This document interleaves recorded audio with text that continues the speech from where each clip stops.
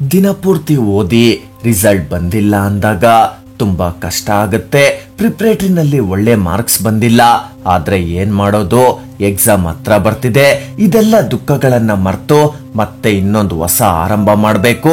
ಯಾಕಂದ್ರೆ ಇನ್ನು ಎಕ್ಸಾಮ್ಗೆ ಸ್ವಲ್ಪ ದಿನನೇ. ಯಾಕಂದ್ರೆ ನಿನ್ನ ಹತ್ರ ಬೇರೆ ಆಪ್ಷನ್ ಇಲ್ಲ, ಸೋಲೋಕಾಗಲ್ಲ. ಇದು ಜಸ್ಟ್ ಈ ಟೈಮ್ ನ ಕತೆ. ಆಗಿದ್ದಾಗೋಯ್ತು. ಮುಂದೆ ಇರೋ ಅಷ್ಟು ದಿನಗಳು ನಿನ್ನ ನೋಟ್ಸ್, ನಿನ್ನ ಟೆಕ್ಸ್ಟ್ ಬುಕ್ ಜೊತೆ ಅಷ್ಟೇ.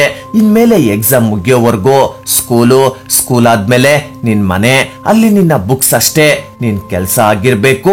ಒಂದ್ ಮಾತ್ ನೆನ್ಪಿಟ್ಕೋ, ನೀನ್ FA1 ನಲ್ಲಿ, FA2 ನಲ್ಲಿ, FA3, FA4 ಮಿಡ್ ಟರ್ಮ್ ಪ್ರಿಪರೇಟರಿನಲ್ಲಿ ಎಷ್ಟು ಮಾರ್ಕ್ಸ್ ತೆಗ್ದೆ ಅನ್ನೋದು ಇಂಪಾರ್ಟೆಂಟ್ ಅಲ್ಲ. ಈಗ ಮುಂದೆ ಬರೋ ಫೈನಲ್ ಎಕ್ಸಾಮ್ ಅಲ್ಲಿ ಎಷ್ಟು ಮಾರ್ಕ್ಸ್ ತೆಗಿತೀಯಾ ಅನ್ನೋದೇ ಮುಖ್ಯ. ಮುಂದೆ ಈ ಎಕ್ಸಾಮೇ ನಿನ್ನ ಲೈಫ್ ನ ಮೇಜರ್ ಟರ್ನಿಂಗ್ ಪಾಯಿಂಟ್ ಆಗಬಹುದು. ಸೊ ನೆಗ್ಲೆಕ್ಟ್ ಮಾಡಬೇಡ.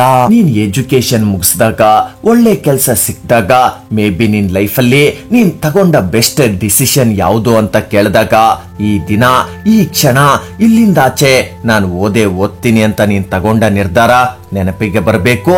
ನಿನಗ್ ನೆನ್ಪಿರ್ಲಿ, ಈ ಪ್ರಪಂಚ ಯಾವತ್ತು ನೆನ್ಪಿಟ್ಕೊಳ್ಳೋದು ಸಕ್ಸಸ್ ನ ಮಾತ್ರ. ಈ ಓದು ಅನ್ನೋ ಯುದ್ಧದಲ್ಲಿ ನೀನ್ ಒಬ್ಬಂಟಿ ಅನ್ನೋದನ್ನ ಯಾವತ್ತು ಮರಿಬೇಡ. ಯಾಕೆ ಗೊತ್ತಾ, ನೀನ್ ಪಕ್ಕ ಕುಳಿತುಕೊಳ್ಳೋ ಫ್ರೆಂಡ್ ಟಾಪರ್ ಆದ್ರೆ ನೀನ್ ಟಾಪರ್ ಆಗಲ್ಲ. ಜಸ್ಟ್ ನಿನ್ ಫ್ರೆಂಡ್ ಪಾಸ್ ಆದ್ರೆ ನೀನ್ ಪಾಸ್ ಆದಂಗಲ್ಲ. ನಿನಗ್ ಹೊಟ್ಟೆ ಹಸಿದ್ರೆ ನೀನ್ ತಿಂದ್ರೆ ಮಾತ್ರನೇ ಹೊಟ್ಟೆ ತುಂಬೋದು. ಪಕ್ಕದಲ್ಲಿರೋರ್ ತಿಂದ್ರೆ ನಿನ್ಗೆ ಹೊಟ್ಟೆ ತುಂಬಲ್ಲ. ಅದನ್ನ ಮರಿಬೇಡ.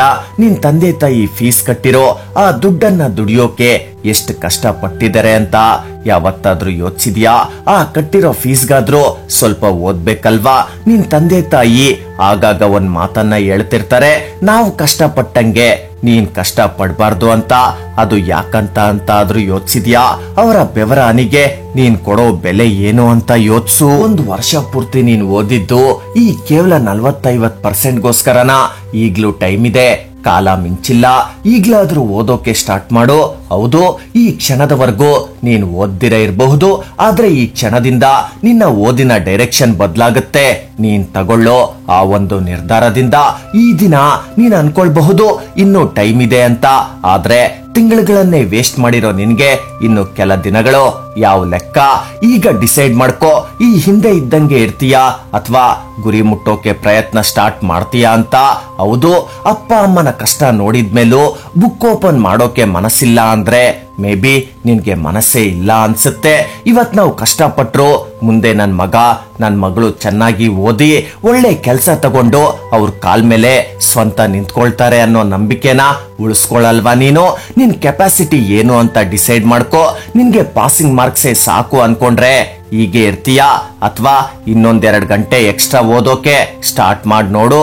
ಹೌದು, ಈಗ ಸ್ಟಾರ್ಟ್ ಮಾಡಿದ್ರೆ ಸಾಧ್ಯನಾ ಅಂತ ಡೌಟ್ ಪಡೋಕ್ ಹೋಗ್ಬೇಡ. ಯಾಕಂದ್ರೆ ನಿಂತರ 10 ಸ್ಟೂಡೆಂಟ್ಸ್ ಇದನ್ನ ಆಲ್ರೆಡಿ ಪ್ರೂವ್ ಮಾಡಿದ್ದಾರೆ. ಅವ್ರ ಕೈಯಲ್ಲಿ ಸಾಧ್ಯ ಆಗಿದ್ದು ಇನ್ನು ನಿನ್ ಕೈಯಲ್ಲಿ ಸಾಧ್ಯ ಇಲ್ವಾ? ಅಸಾಧ್ಯ ಅಂದೋರ್ಗೆ ಸಾಧ್ಯ ಅಂತ ಪ್ರೂವ್ ಮಾಡಿ ತೋರ್ಸು. ಜಸ್ಟ್ ಪಾಸಿಂಗ್ ಮಾರ್ಕ್ಸ್ ತೆಗಿಯೋ ಹುಡುಗ ಫಸ್ಟ್ ಕ್ಲಾಸ್ ಡಿಸ್ಟಿಂಕ್ಷನ್ ಮಾರ್ಕ್ಸ್ ತೆಗ್ದ ಅಂತ ನಿನ್ ಟೀಚರ್ಸ್, ನಿನ್ ಫ್ರೆಂಡ್ಸ್ ಮಾತಾಡೋ ಹಾಗೆ ಮಾಡಿ ತೋರ್ಸು. ಕ್ಲಾಸ್ ಅಲ್ಲಿ ಲಾಸ್ಟ್ ಬೆಂಚ್ ಅಲ್ಲಿ ಇದ್ರು ಕ್ಲಾಸ್ ಟಾಪರ್, ಸ್ಕೂಲ್ ಟಾಪರ್ ಆಗಬಹುದು ಅಂತ ಪ್ರೂವ್ ಮಾಡು.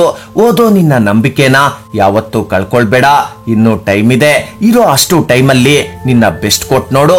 ನಿನ್ ಮೇಲೆ ನಂಬಿಕೆ ಇಟ್ಟು ಓದೋಕೆ ಈ ಕ್ಷಣನೇ ಸ್ಟಾರ್ಟ್ ಮಾಡು.